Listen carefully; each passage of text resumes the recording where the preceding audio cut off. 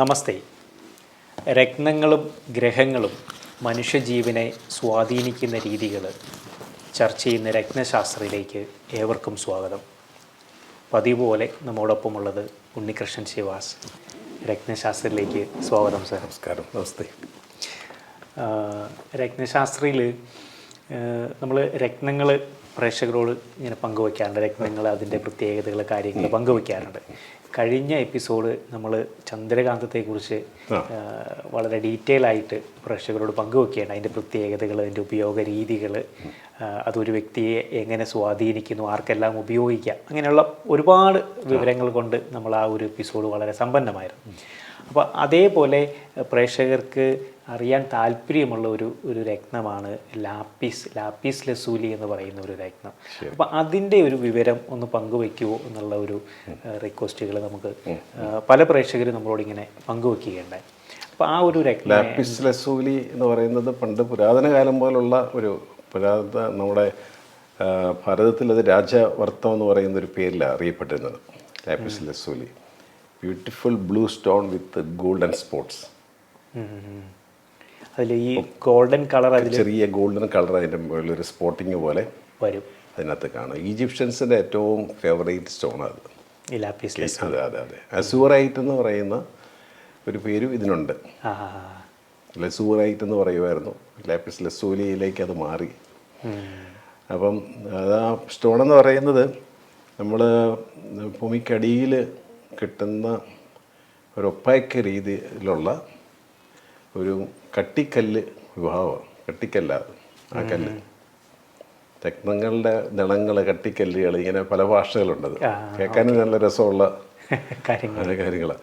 അപ്പോൾ ആ കട്ടിക്കല്ലാണ് പലതരത്തിലത് കട്ട് ചെയ്ത് പോളിഷ് ചെയ്ത് കൊണ്ടുവരുന്നത്. ഓവൽ ഷേപ്പിലും ഒക്കെയാണ് അത് ഉപയോഗിച്ചത്. സാധാരണക്കാരൻ്റെ ഇന്ദ്രനീലക്കല്ലെന്ന് ഇതിന് പറയുന്നത്. വളരെ വില കുറവേത്. സാധാരണക്കാരൻ്റെ നീലക്കല്ലാണ്. ലാപ്പിസ് ലസൂലി ഒരുപാട് കാര്യങ്ങൾക്കായിട്ട് ഇപ്പോൾ ഈ ഈജിപ്ഷ്യൻസ് അങ്ങനെയുള്ള പുരാതന കാലം മുതലേ ലാപ്പിസ് ലസൂലി ഒരു പ്രൊട്ടക്ഷൻ സ്റ്റോണായിട്ട്, പ്രൊട്ടക്റ്റീവ് സ്റ്റോൺ ആയിട്ടാണ് ഉപയോഗിച്ചു വരുന്നത്. ഇങ്ങനെ ആൾക്കാരുടെ ഒരു ചെറിയ വിശ്വാസം, ഈ ഭൂത പ്രേതങ്ങളെയൊക്കെ അകറ്റി നിർത്തും ഈ ലാപ്പിസ് ലസൂലി എന്നുള്ള സംരക്ഷണം നൽകുമെന്നുള്ള നിലയിൽ ഉപയോഗിക്കുന്നുണ്ട്. ബ്ലൂ സഫയർ ധരിക്കുന്നവർ ലാപ്പിസ് ലസൂലിയും ധാരാളം ധരിക്കാറുണ്ട്, കാണാറുണ്ട്. ഇത് മാച്ചിങ് ആണ്. അപ്പോൾ വളരെ ഭംഗിയുള്ള കല്ലായത്. അതിനകത്ത് അലുമിനിയം സിലിക്കേറ്റിൻ്റെ ഒരു കണ്ടൻ്റാണ് അതിനകത്തുള്ളത്. അതിനകത്തൊക്കെ ഉള്ളൊരു ഗുണമെന്ന് പറഞ്ഞാൽ ലാപ്പിസ് ലസൂലി ഒന്നും ഒരുപാട് തരത്തിലുള്ള ആർട്ടിഫിഷ്യൽ സാധനങ്ങൾ വരുന്നില്ല മാർക്കറ്റിൽ. അതിനൊരു ഗുണമുണ്ട്. ഒരുപാട് ഡിമാൻഡ് ഇതിനകത്തില്ലാത്തത് കൊണ്ടും അവൈലബിലിറ്റി ഉള്ളത് കൊണ്ടും ആയിരിക്കാം അത്. ഭയങ്കര ഒരു എക്സ്പെൻസീവ് ആയിട്ടുള്ളൊരു സ്റ്റോണും അല്ല. പിന്നെ ഇത് നമ്മൾ മറ്റു പല കല്ലുകൾ, ഇപ്പോൾ റൂബി, എമറാൾഡ് എന്നൊക്കെ പറഞ്ഞ ഗ്ലാസ് ഫില്ലിങ്ങും ഫ്ലക്സ് ട്രീറ്റ്മെൻറ്റും ഹീറ്റ് ട്രീറ്റ്മെൻറ്റും ഒക്കെ ഉള്ള കല്ലുകൾ വരുന്നെങ്കിലും ലാപ്പിസ് ലസൂലി ഞാൻ അങ്ങനെ കണ്ടിട്ടില്ല. ഇപ്പോൾ ഉണ്ടോ എന്ന് എനിക്കറിയത്തില്ല. നമ്മുടെ മുന്നിൽ അങ്ങനെ പെട്ടിട്ടില്ല. അത് ഇത് പ്രധാനമായിട്ടും ബ്രേസ്ലെറ്റ്സ് ആയിട്ട് ഉപയോഗിക്കുന്നുണ്ട്. അതായത് നമുക്ക് കയ്യിൽ ഒരു ബാൻഡ് പോലെയോ അല്ലെങ്കിൽ ബ്രേസ്ലെറ്റ് ആയിട്ട് നമ്മുടെ ഈ ഫിറോസ സ്റ്റോണിൻ്റെ കൂടെ ഭയങ്കര മാച്ചിങ് അത്. ഇതും ഫിറോസയുടെ സ്റ്റോണും കൂടെ ഉപയോഗിക്കുന്നത് ഭയങ്കര കോമ്പിനേഷൻ അത്. ടർക്വൈസ്. ഇപ്പോൾ ഈ സാറ് പറഞ്ഞത് ബ്ലൂ സഫയർ ഉപയോഗിക്കുന്നവർ ഇത് ധാരാളം ഉപയോഗിച്ച് കാണുന്നു പറഞ്ഞു. അപ്പം ബ്ലൂ സഫയർ മാച്ച് ആയിട്ടുള്ള ഒരു ചാർട്ട് ആൾക്ക് ഇത് ഉപയോഗിക്കുന്നതുകൊണ്ട് കുഴപ്പമില്ല. കാരണം ഇതിനകത്ത് റിച്ച് ഇൻഡിഗോ കളറായിരിക്കും പ്രൊഡ്യൂസ് ചെയ്യുന്നത് ഇതിനകത്ത്. അപ്പോൾ അത് നമുക്ക് തീർച്ചയായിട്ടും യൂസ് ചെയ്യാൻ പറ്റും. ഭയങ്കര ഭംഗിയത്. കാരണം ഇതൊരു ഒപ്പാക് സ്റ്റോൺ ആണെങ്കിലും, ഇപ്പോൾ മൂൺ സ്റ്റോണും ഒപ്പാക് സ്റ്റോൺ ആണെങ്കിലും മൂൺ സ്റ്റോണിനേക്കാളും വേറൊരു ഭംഗി. അത് ബ്ലൂവിൽ ചെറിയ ഗോൾഡ് സ്പോട്ടാണ്. അതൊക്കെയാണ് ആ പ്രകൃതി തന്നിരിക്കുന്ന കല്ലുകളാണിത്. മനുഷ്യന് വേണ്ടി തന്നെ ആ ഒരു ബ്ലൂ കളറിൽ ആ ഒരു ഗോൾഡൻ്റെ ചെറിയൊരു സ്പോട്ട് കാണും. ആ ഒരു തിളക്കം വരുമ്പോൾ അതൊന്നുകൂടെ വളരെ ഭംഗിയായിട്ട് അത് തന്നെ നാച്ചുറലായിട്ട് തന്നെ. പക്ഷെ എനിക്ക് തോന്നുന്നു അത് കുറച്ച് ഈ പെൻഡൻ്റ് ഒക്കെ യൂസ് ചെയ്യുമ്പോൾ കുറച്ച് വലിപ്പമുള്ളതാണ് നല്ലത്. കുറച്ച് വലിപ്പമുള്ള കല്ലുകൾ ആണ് ഫോറിനേഴ്സ് കൂടുതൽ അങ്ങനെയുള്ള വലിപ്പമുള്ള സ്റ്റോണുകൾ അവർ മേടിക്കുന്നതും യൂസ് ചെയ്യുന്നത്. ചെറിയ സിൽവറിലും ചെറിയ കോപ്പറിലൊക്കെ കെട്ടി നമുക്ക് യൂസ് ചെയ്യാൻ പറ്റും. ഇപ്പോൾ കോപ്പറിനകത്തൊക്കെ കെട്ടി വരുന്ന കല്ലുകളൊക്കെ ഉണ്ട്, അൺകട്ട് കല്ലുകളൊക്കെ നമ്മളെ അതൊരു ട്രെൻഡ് ഇപ്പം അങ്ങനെ മാറി വരുന്നുണ്ടല്ലോ. ധാരാളം ചിലപ്പം ഈ ഒരു ഗോൾഡിലേക്ക് അത് മാറുന്ന ഒരു ഇതുണ്ട്. ഗോൾഡ് ട്രെൻഡൊക്കെ കുറേയൊക്കെ മാറിപ്പോയി. കാരണം ചില ആൾക്കാർ പല ഫംഗ്ഷനുകളിലും ഒക്കെ ഇങ്ങനെയുള്ള വലിയ വലിയ ഷോമാലകളൊക്കെ ഇട്ടുകൊണ്ട് പോകുന്നവർ ചെറിയ ചെറിയ പെൻഡൻറ്റുകളും അങ്ങനെയുള്ള അൺകട്ട് സ്റ്റോൺസിൻ്റെ പ്രയോഗങ്ങൾ ഇപ്പം കണ്ടുവരുന്നുണ്ട്. ലാപ്പിസ് ലസൂലി വളരെ നല്ലതാണ്. ബ്രേസ്ലെറ്റ് ടർക്കോയിസ് പോലെ തന്നെയാണ് നമുക്ക് ബ്രേസ്ലെറ്റ്സ് ഉപയോഗിക്കാൻ നല്ല ഭംഗിയാണ്. അത് കണ്ടാൽ ഇങ്ങനെ കിടക്കും. കുറച്ച് സോഫ്റ്റ് സ്റ്റോൺ, എന്നാലും ഈ തേയ്മാനം ഈ ടർക്കോയിസ് പോലെ പ്രോബ്ലം ഇല്ല. അതിങ്ങനെ അങ്ങനെ ദ്രവിച്ചു പോകുന്നുമില്ല. അതായത് ഉപയോഗത്തിൽ അതിനൊരു വലുതായിട്ട് വരത്തില്ല. Okay okay. അപ്പോൾ ഈ കോറൽസോ പേൾസ് പോലുള്ള പ്രശ്നങ്ങളൊന്നും അങ്ങനെയല്ല. പിന്നെ നമുക്ക് സിൽവറും കോപ്പറും ഒക്കെ അതിന് നല്ലത്. മെറ്റൽ ഭംഗി, കാണാൻ ഭംഗി. റഫ് ഫിനിഷ് ആണല്ലോ ഇത് സ്റ്റോൺ വരുന്നത്. അപ്പം അങ്ങനെയുള്ള മെറ്റൽസ് ആയിരിക്കും അതിനെപ്പോഴും മാച്ചിങ്. സാറ് പറഞ്ഞ പോലെ അതിൻ്റെ ബ്രേസ്ലെറ്റ്സോ ബാൻഡ്സ് ഒക്കെ അല്ലെങ്കിൽ മാലയായിട്ടും ഉപയോഗിക്കാൻ പറ്റില്ലേ? ലാപ്പിസ് ലസൂലിയുടെ ബീഡ്സ് വരുന്നുണ്ടല്ലോ, നല്ല ബീഡ്സ് കിട്ടും. ഒരു 10 mm സൈസിലൊക്കെ ബീഡ്സ് കിട്ടും. ചുമ്മാ ഇടാം. അത് നമുക്ക് ലേഡീസിനൊക്കെ ഉപയോഗിക്കാം. അത് ഭംഗി മാത്രമല്ല, ഒരു കരുതലാണ് ആ സ്റ്റോണ്. ഓക്കെ. അപ്പോൾ ഈ പറയുന്ന ബ്ലൂ സഫയർ മാച്ച് ആയിട്ടുള്ള ഒരു ചാർട്ട് ഉള്ള ഒരു വ്യക്തിക്ക് ഈ സ്റ്റോൺ നമുക്ക് ഉപയോഗിക്കുന്നതിന് പ്രശ്നങ്ങളില്ല. അതായത് പോലുള്ള സ്റ്റോണുകൾ ഉപയോഗിക്കാം. ഇത് ബ്ലൂ സഫയറിന്റെ ഒരു മോതിരം ആൾ ഉപയോഗിക്കുന്നുണ്ട്. അതിന്റെ ഒപ്പം തന്നെ വേണേൽ ലാപ്പീസിന്റെ ഒരു പെൻഡന്റോ ബ്രേസ്ലെറ്റ്സോ ആൾക്ക് ഉപയോഗിക്കുന്നതിന് കുഴപ്പമില്ല. ഈ ലാപ്പീസ് ലസൂലി ഇപ്പം സാറ് പറഞ്ഞു അങ്ങനെ ഉപയോഗിക്കാന്ന് പറഞ്ഞു. ഇപ്പം കോമൺ ആയിട്ട് ഒരാൾക്ക് അങ്ങനെ ഒരു ചാർട്ടിന്റെ ഒരു ഡീറ്റെയിൽ ആയിട്ട് ചെക്കിംഗ് ഇല്ലാതെ ഉപയോഗിക്കാം. പിന്നെ അങ്ങനെ ഉപയോഗിക്കാവുന്ന ഒരുപാട് ടർക്കോയിസ്, ഓപ്പൽസ്, അങ്ങനെയുള്ള ഒരുപാട് സ്റ്റോണുകൾ നമുക്ക് കോമൺ ആയിട്ട് യൂസ് ചെയ്യാൻ പറ്റും. അങ്ങനെ ഒരു അഡ്വേഴ്സ് എഫക്റ്റ് ആരും പറഞ്ഞു കേട്ടിട്ടില്ല. പ്രത്യേകിച്ച് ഈ ബീഡ്സുകൾ നമ്മൾ ഡ്രില്ല് ചെയ്ത് പോകുന്നതുകൊണ്ട് നമുക്കത് ഉപയോഗിക്കാൻ പാടില്ല. ഓക്കെ. അതാണ് അതിൻ്റെ. ബീഡ്സുകളും സ്റ്റോണുകളും തമ്മിൽ വ്യത്യാസമുണ്ട്, പ്രൈസ് വ്യത്യാസമുണ്ട്. ഓക്കെ. എനിക്ക് തോന്നുന്നു ഈ സ്റ്റോണുകളുടെ ഒരു കോമ്പിനേഷൻസും ബീഡ്സുകളെ കുറിച്ചൊക്കെ നമുക്കൊരു ബ്രേക്കിന് ശേഷം പ്രേക്ഷകരായിട്ട് പങ്കുവയ്ക്കാം.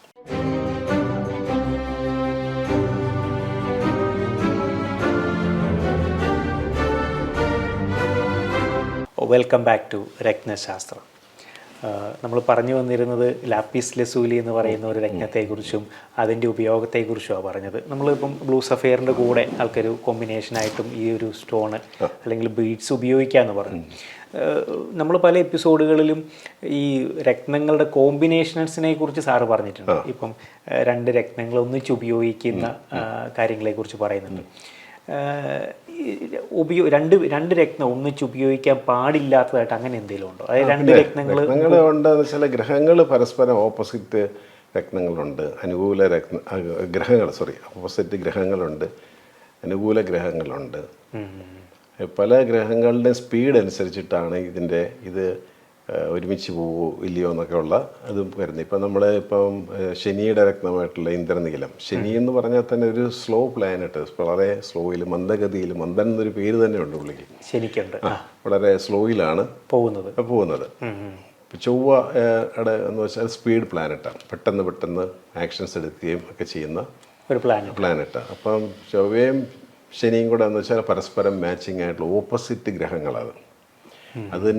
അതിൻ്റെ കൺജക്ഷൻസ് തന്നെ വന്നാൽ, അതായത് ഒരു ഹൗസിൽ ശനിയും ചൊവ്വയും വന്നാൽ അത് ഏത് ഹൗസാണ് ആ വ്യക്തിയുടെ വരുന്നത്, ആ ടൈം ഓഫ് ബർത്ത് കൊണ്ട് നോക്കിയാൽ, ഇപ്പോൾ 10th പൊസിഷനിലാണെങ്കിൽ ആ കർമ്മരംഗത്ത് ഡിസ്പ്യൂട്ടുകളും പ്രശ്നങ്ങളും ഉണ്ടാകും. ഈ 2 പ്ലാനറ്റുകൾ തമ്മിൽ ഒരുമിച്ച് നിന്നാൽ, അതിൻ്റെ കൃത്യം ഡിഗ്രിയിലൊക്കെ നിന്നാൽ ഒരുപാട് നമുക്ക് സ്ട്രെയിനും സ്ട്രെസ്സും. ഇപ്പോൾ 6th ഹൗസിലാണ് വരുന്നതെങ്കിൽ രോഗാവസ്ഥകളും അങ്ങനെയുള്ള പല കാര്യങ്ങളായിരിക്കും നമുക്ക് കയറി വരുന്നത്. അപകടങ്ങൾ, സർജറികൾ ഒക്കെ വരും. അത് പ്രത്യേകിച്ച് ഇതിൻ്റെ പീരീഡിൽ, ആ ഗ്രഹത്തിൻ്റെ ശനിയുടെയോ ചൊവ്വയുടെ പീരീഡിലായിരിക്കും അത് കൂടുതലായിട്ട് അനുഭവപ്പെടുന്നത്. പിന്നെ ഇതിനകത്തുമൊക്കെ ഒഴിവുണ്ട്. ഇപ്പം ലഗ്നാധിപൻ ചൊവ്വയാണ്, അതിനാണ് ഇങ്ങനെ സംഭവിച്ചിരിക്കുന്നതെങ്കിൽ ഇപ്പോൾ കുറേയൊക്കെ മാറ്റങ്ങൾ വരും. മനസ്സിലായില്ലേ? അപ്പോൾ നമുക്ക് ആ ചൊവ്വയ്ക്ക് വൃശ്ചിക ലഗ്നം വന്നപ്പം ലഗ്നാധിപൻ തന്നെ ചൊവ്വയാണ്. അത് 4th ഹൗസിൽ പോയി ശനിയുടെ കൂടെ നിൽക്കുന്ന ശനിയുടെ സ്വന്തം ക്ഷേത്രമാണ്. ഇവിടെ ലഗ്നാധിപനാണ് ചൊവ്വ, മറ്റേത് സ്വക്ഷേത്രമാണ് ശനി. അപ്പം ഇങ്ങനെയൊക്കെ വരുമ്പോൾ കുറേയൊക്കെ മാറ്റങ്ങൾ അങ്ങോട്ടും ഇങ്ങോട്ടും സംഭവിക്കും. അതുകൊണ്ടാണ് നമുക്കൊരാളുടെ ഒരു ചാർട്ട് കാണാതെ ഒന്നിനകത്തൊരു കൃത്യമായ ഒരു തീരുമാനം നമുക്ക് പറയാൻ പറ്റത്തില്ല. ജനറലി നോക്കിയാൽ ചൊവ്വയും ശനിയുള്ള കൺജക്ഷൻസ് നല്ലതല്ല, അവരുടെ രത്നങ്ങൾ ഒരുമിച്ചിടുന്നതും നല്ലതല്ല. അതായത് രണ്ടും ഓപ്പോസിറ്റ് ആയിട്ടുള്ള പ്ലാനറ്റ്സുകളാണ്. ഒരാളിപ്പം ഒരു പണ്ട് നമ്മൾ ഏതൊരു എപ്പിസോഡിൽ പറഞ്ഞായിരുന്നു ഈ രോഗനിർണയത്തെക്കുറിച്ച്. രോഗനിർണയം കറക്റ്റായിരിക്കും, ചൊവ്വാഴ്ച ശരിയും കൂടെ നിൽക്കുന്നത് കൊണ്ട് നിങ്ങൾക്ക് ഇന്ന പ്രയാസങ്ങളും വിഷമതകളും ഉണ്ടോ എന്ന് ചോദിച്ചാൽ നമ്മളുണ്ടെന്ന് പറയും. ഇതിന് മരുന്ന് പറയുമ്പോൾ ചൊവ്വയുടെ ശനിയുടെയും കല്ലാണ് കൊടുക്കുന്നതെങ്കിൽ അത് വളരെ ഓപ്പോസിറ്റ് ഫലം ഉണ്ടാക്കും. കാരണം സ്പീഡിൽ ഓടുന്ന ഒരാളും വളരെ പതുക്കെ ഓടുന്ന ആളും തമ്മിൽ എങ്ങനെ ചേർന്ന് പോവും? അവർ തമ്മിലൊരു മാച്ചിങ്ങിൽ മിസ്മാച്ച് അല്ലേ? അപ്പം അതുകൊണ്ടാണ് രത്നങ്ങൾ ധരിക്കുമ്പോൾ കോമ്പിനേഷൻ സ്റ്റോൺസ് എന്ന് പറയുന്ന ഒരു വലിയൊരു ഘടകമാണ്. അതിന് ലഗ്നമായിട്ട് ബന്ധമുണ്ട്, പിന്നെ അത് അവരുടെ രണ്ടുപേരുടെ ക്യാരക്ടറായിട്ട് ബന്ധമുണ്ട്, കളറായിട്ട് ബന്ധമുണ്ട്, അവർ നിൽക്കുന്ന പൊസിഷനുമായിട്ട് വളരെ ബന്ധമുണ്ട്. ഇതെല്ലാം നമ്മൾ കൺസിഡർ ചെയ്യേണ്ടി വരും. അപ്പോൾ അതിന് കൃത്യം ഏതാണ് ഇങ്ങനെ ഒരു കൺജക്ഷൻ വന്നപ്പം ഇത് എങ്ങനെ നമുക്കിത് ബാലൻസ് ചെയ്യാമെന്ന് നമുക്കൊന്ന് ചെക്ക് ചെയ്യാം. അങ്ങനെ ചെക്ക് ചെയ്തിട്ട് നമുക്ക് പറ്റും, ഒരു പരിധി വരെ തടയിടാൻ പറ്റും. നമ്മുടെ പൂർവ്വജന്മം കൊണ്ട് ആണ് നമ്മളുടെ ബർത്ത് സംഭവിച്ചിരിക്കുന്നത്. ഈ പൂർവ്വജന്മം കൊണ്ട് വരുന്ന പഴയ ജന്മത്തിലെ നന്മ തിന്മകളുടെ എല്ലാം കൂടെ ഒരു ബ്ലൂ പ്രിൻ്റ് എന്ന് പറയുന്നതാണ് തന്നെ ഈ ഗ്രഹ ചാർട്ട്. അതിനെ നമുക്ക് മുഴുവനായിട്ട് മാറ്റിമറിക്കാൻ സാധിക്കത്തില്ല. അങ്ങനെ ചിന്തിച്ച് രക്തം വാങ്ങി ധരിക്കരുത്, തടയിടാനായിട്ട് പറ്റും. അതായത് ഒരു പരിധി വരെ നമുക്ക് അതിനൊരു പരിഹാരം. ഓട്ടോബയോഗ്രഫി ഓഫ് എ യോഗിയിൽ അത് പ്രത്യേകം പറയുന്നുണ്ട്, നിങ്ങൾക്ക് ഒരു ഡെസ്റ്റിനേഷനിൽ എത്തണം. ഇപ്പോൾ നമ്മൾ കന്യാകുമാരി മുതൽ കാശ്മീർ വരെ പോകാനാണ് നിങ്ങളുടെ ദൂരം. അതിൻ്റെ മാപ്പും കാര്യങ്ങളൊക്കെ നിങ്ങളുടെ കയ്യിൽ ഇരിപ്പുണ്ട്. എന്നാൽ നിങ്ങൾക്ക് അവിടെ എത്തിച്ചേരാനായിട്ട് പല ഷോർട്ട് കട്ടുകളും ഉണ്ട്. ആ ഷോർട്ട് കട്ട്സ് എന്ന് പറയുന്നതാണ് നമ്മൾ ഈ പറയുന്നുള്ള റെമഡീസ്, പരിഹാരങ്ങൾ. ഓട്ടോബയോഗ്രഫി ഓഫ് എ യോഗിയിൽ പല സ്ഥലത്തും ഇന്ദ്രനീല കല്ലുകൾ ഉപയോഗിക്കുന്നതും അതുപോലെ തന്നെ ഈ കോപ്പർ, സിൽവർ, ഗോൾഡ് ബ്രേസ്ലെറ്റ്സുകൾ, വളകൾ ഉപയോഗിക്കുന്നതും ഒക്കെ പ്രകൃതി ഒരു വലയം തന്നിട്ടുണ്ട്. പ്രോബ്ലംസ് ഉണ്ടെങ്കിൽ അതിനകത്ത് ചെറിയ ചെറിയ നീക്കുപോക്കുകൾ നിങ്ങൾ ഡെസ്റ്റിനിയെ മറിക്കത്തില്ല, മറിക്കുകയുള്ളത്. പക്ഷെ ലഘൂകരിച്ച് മുന്നോട്ട് പോകാൻ പറ്റും. അതിന് ഒരു മാറ്റവും ഇല്ല. ചില കാര്യങ്ങൾ നമുക്ക് സ്റ്റോൺ കൊണ്ട് തൊടാൻ പറ്റില്ല. അവരുടെ ആ പൂർവ്വജന്മം കൊണ്ട് വന്നിരിക്കുന്ന ആ ഒരു എന്താണോ അവരുടെ ഒരു ബാഡായിട്ടുള്ള ഒരു എക്സ്പീരിയൻസ്, അത് നമുക്കൊന്നും ചെയ്യാൻ പറ്റില്ല. അതനുഭവിച്ച് തന്നെ തീരണം. ഞാനത് പ്രത്യേകം പറഞ്ഞു ഇപ്പം സ്റ്റോൺസ് കൊടുക്കുന്നത്. അതായത് നമ്മൾ അങ്ങനെ ആൾക്കാർ ചിലപ്പോൾ ഇത് ഒരു കല്ല് മേടിച്ചിട്ട് കഴിയുമ്പോൾ എല്ലാം തീർന്നെന്ന് വിചാരിച്ചിട്ട് ആണ് പലരും ഒന്നും മേടിക്കുന്നത്. അതല്ല, അത് ഞാൻ ഇപ്പോൾ എല്ലാ എപ്പിസോഡുകളിലെന്ന് പറയുന്ന പോലെ പറയുന്നുണ്ട്. നിങ്ങൾ കൃത്യമായിട്ടൊരു കല്ല് ധരിച്ചോ, പിന്നെ അത് വിട്ടേക്ക്, നിങ്ങൾ നിങ്ങളുടെ ഡ്യൂട്ടി ചെയ്തു. ഈ കല്ല് നിങ്ങളെ എവിടെയെങ്കിലും നിങ്ങളെ പ്രൊട്ടക്റ്റ് ചെയ്യുന്നുണ്ടാവണം. പ്രത്യക്ഷത്തിൽ നിങ്ങൾക്ക് ചിലപ്പോൾ വലിയ മണി മാറ്റേഴ്സോ അല്ലെങ്കിൽ അങ്ങനെയുള്ള സംഗതികളോ ഒന്നും നമുക്ക് വരുന്നുണ്ടാവത്തില്ലായിരിക്കും. പക്ഷെ നിങ്ങളെ എവിടെയോ ഇത് സേവ് ചെയ്ത് പോകുന്നുണ്ട് കൃത്യമായ രത്നമാണെങ്കിൽ. അല്ലാതെ നമുക്ക് ഭയങ്കര ഒരു സഡൻ ചേഞ്ച് ഉടൻ തന്നെ പിറ്റേ ദിവസം കടമെല്ലാം വീടി അങ്ങനെ ചിന്തിക്കുകയേ ചെയ്യരുത്. നമ്മൾ ചെയ്യാനുള്ള നമ്മുടെ കർമ്മങ്ങൾ ചെയ്തുകൊണ്ടേയിരിക്കണം.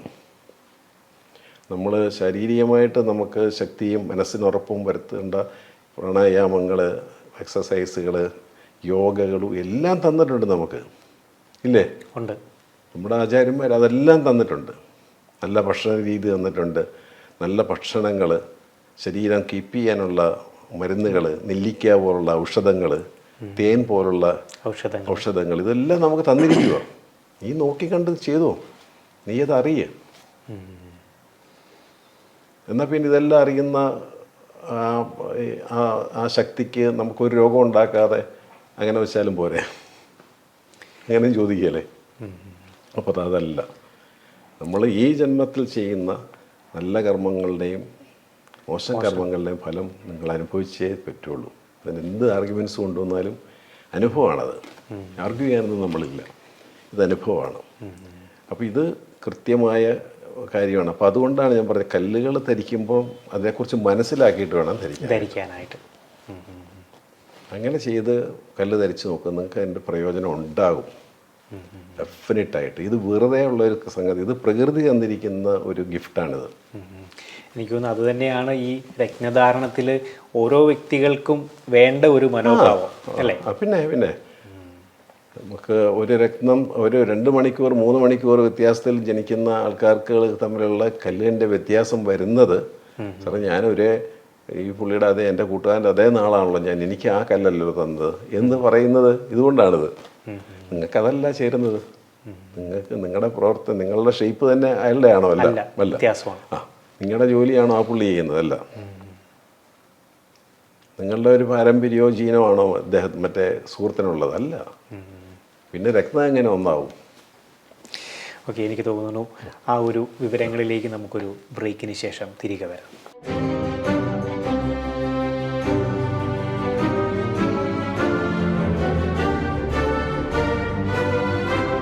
Welcome back to Ratnashastram. നമ്മൾ ഓരോ ചാർട്ടുകൾ ഇങ്ങനെ അനലൈസ് ചെയ്യുമ്പം നമ്മൾ ഓരോ വ്യക്തികളുടെ ആ ഓരോ ജീവിത കാലഘട്ടങ്ങൾ അല്ലെങ്കിൽ അയാളുടെ ദശാകാലങ്ങൾ നമ്മൾ നോക്കാറുണ്ട്. ആളുടെ കർമ്മമേഖലയെക്കുറിച്ച് അല്ലെങ്കിൽ ആളുടെ പാർട്ട്ണർ സൈഡിനെ കുറിച്ച്, ആളുടെ ഹെൽത്തിനെ കുറിച്ചൊക്കെ നമ്മൾ വിശകലനം ചെയ്യാറുണ്ട്. ഇപ്പം നമ്മളൊരു ചാർട്ട് അനലൈസ് ചെയ്യുമ്പം ഈ ഹെൽത്ത് സംബന്ധിച്ച് അല്ലെങ്കിൽ അത് നമ്മൾ എങ്ങനെയാണ് അതിലേക്കൊന്ന് എത്തിച്ചിരിക്കുക? നമ്മൾക്ക് എല്ലാ ദശാകാലങ്ങളും വളരെ ഇമ്പോർട്ടൻ്റാണ്. ചില ദശാകാലങ്ങൾ നമുക്ക് ഒരുപാട് അനുകൂലാവസ്ഥ വരും, കാരണം ആ ഗ്രഹം നമ്മളെ സപ്പോർട്ട് ചെയ്യുന്നതായിരിക്കും. ചില ദശാകാലങ്ങൾ നമുക്ക് രോഗങ്ങളായിരിക്കും വരുന്നത്. ഇപ്പോൾ 6th ഹൗസിൻ്റെ ദശാകാലങ്ങൾ എന്ന് പറയുമ്പോൾ ജനറലി നമ്മൾ ശ്രദ്ധിക്കേണ്ടത് രോഗം ഹെൽത്താണ് നമ്മൾ ശ്രദ്ധിക്കേണ്ടത്. 8th ഹൗസിൻ്റെ ദശാകാലങ്ങൾ വരുമ്പം അപകടങ്ങളാണ് ശ്രദ്ധിക്കേണ്ടത്. മനസ്സിലായല്ലേ? അപ്പോൾ 6th ഹൗസിൽ നിൽക്കുന്ന പ്ലാനറ്റ് ഏതാണ്, അതിൻ്റെ ദശാകാലം തുടങ്ങിയെന്ന് വിചാരിക്കുക. ഇപ്പോൾ 6th ഹൗസിൽ ചൊവ്വ നിൽക്കുന്നു, ഒരാൾക്ക് ചൊവ്വയുടെ പീരീഡാണ് തുടങ്ങിയിരിക്കുന്നതെങ്കിൽ ഈ ചൊവ്വയായിട്ട് റിലേറ്റഡ് ആയിട്ടുള്ള ബ്ലഡ് റിലേറ്റഡ് ആയിട്ടുള്ള കാര്യങ്ങൾ, രക്തസംബന്ധമായ കാര്യങ്ങൾ, സർജറി, പിന്നെ ഏറ്റവും ചൊവ്വയുടെ ഒരു പൊസിഷൻ എന്ന് പറയുമ്പോൾ നമ്മുടെ abdomen, lower abdomen, stomach area ഒക്കെയാണ് വരുന്നത്. അപ്പം അതുമായിട്ട് കണക്റ്റഡ് ആയിട്ടുള്ള ഈ പറയുന്ന അസുഖങ്ങൾ, പൈൽസ് പോലത്തെ ബ്ലീഡിങ്ങുകൾ, മനസ്സിലായി, സർജറികൾ, വയറിനെപ്പോഴും അസ്വസ്ഥതകൾ, അങ്ങനെയുള്ള രോഗങ്ങളായിരിക്കും. കാരണം ആ നിൽക്കുന്നത് 6th ഹൗസ് നിൽക്കുന്നത് ഏത് പ്ലാനറ്റാണ്? മാർസാണ് നിൽക്കുന്നത്. മാർസിന് എന്തൊക്കെയാണ് രോഗങ്ങളുമായിട്ടാണ് കണക്ഷൻ നോക്കുക. അപ്പം ഇത് കൃത്യമായിട്ടായിരിക്കും വരുന്നത്. അപ്പോൾ 6th ഹൗസിൻ്റെ പീരീഡ് നല്ലതായിരിക്കില്ല, കാരണം നമ്മുടെ തൊഴിൽ, കർമ്മരംഗമൊക്കെ ആയിട്ട് വളരെ ബന്ധം ഇതിന്. അപ്പം നമ്മുടെ തൊഴിലിലാണെങ്കിലും നമുക്ക് ഈ 6th ഹൗസിൽ നിൽക്കുമ്പോൾ നമ്മൾ ഒരുപാട് സ്ട്രഗിൾ ചെയ്യേണ്ടി വരും. 6th ഹൗസിൽ നിൽക്കുമ്പോൾ ഒരു ഓപ്പോസിറ്റ് ഹൗസിൽ നിൽക്കുകയാണ് ഒരു പ്ലാനറ്റ്.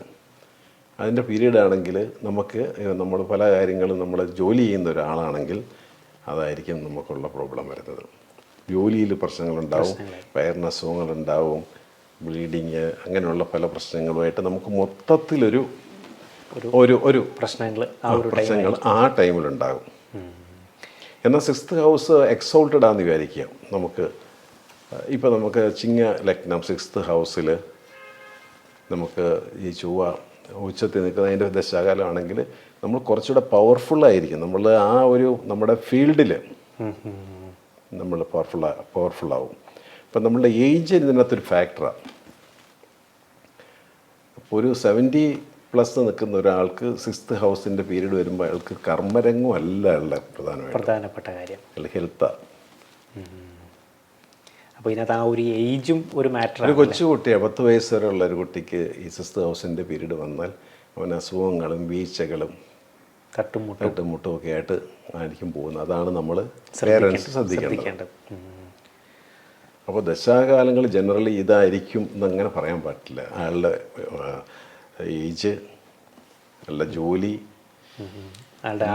ആരോഗ്യം എല്ലാം കൃത്യമായിട്ട് ആയിരിക്കും. അസുഖങ്ങളൊക്കെ കയറി വന്ന് വീഴുന്ന കാലഘട്ടം 6th ഹൗസ് നമുക്ക് കുറച്ച് ഏജായി കഴിയുമ്പോൾ വരുമ്പോഴാണത് കൂടുതലായിട്ടും സംഭവിക്കുന്നത്. പിന്നെ ഈ ഇപ്പം ചൊവ്വയുടെ കാര്യം പറഞ്ഞ ചൊവ്വ രാഹു ദശാസന്ധികളുണ്ട്. അതും വളരെ അപകടകരമായിട്ടുള്ള ദശാസന്ധിയാണ്.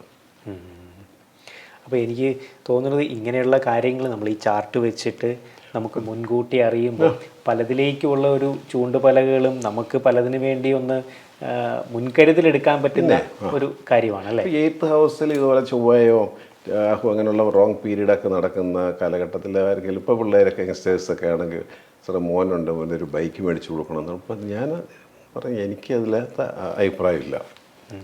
അപ്പോൾ അത് വേണ്ട, ഇത് വേണ്ട, ഇതിന് പറ്റിയൊരു അവസരമല്ല. അവൻ 8th ഹൗസിലേക്ക് ചൊവ്വ കയറിയപ്പോൾ മുതൽ അവന് ബൈക്ക് വേണം. എന്താ വെച്ചാൽ അപകടം മറ്റേ പുള്ളി 8th ഹൗസിലെ പുള്ളി അതിൻ്റെ ഡ്യൂട്ടി ചെയ്യുമല്ലോ. അപ്പോൾ നമ്മൾക്കത് അറിഞ്ഞുകൊണ്ടും നമുക്ക് വിശ്വാസമുള്ളവരാണ് അതിനുള്ള പ്രാർത്ഥനകളും കാര്യങ്ങളും ഒക്കെ ചെയ്തും സൂക്ഷിച്ചും നമുക്ക് ഇതിൻ്റെ ഡെപ്ത് കുറയ്ക്കാൻ പറ്റും. ഒരു പരിധി വരെ നമുക്ക് അതിനെ ഡെപ്ത് ടച്ച് ചെയ്ത് പോവും. കാരണം അതൊരു ഡെസ്റ്റിനി. അത് ഒട്ടും ടച്ച് ചെയ്യാതെ പോകത്തില്ല. That is 100%. അത് എനിക്കാണെങ്കിലും നിങ്ങൾക്കാണെങ്കിലും ആർക്കാണെങ്കിലും ഡെസ്റ്റിനി വർക്കൗട്ട് ചെയ്യും. ഇപ്പം സാറ് പറഞ്ഞു ഈ ഒരു രീതി തന്നെ ഇപ്പോൾ ഒരാളുടെ ഹെൽത്തിനെയാണ് അത് ബാധിക്കുക എന്ന് വിചാരിക്കുക.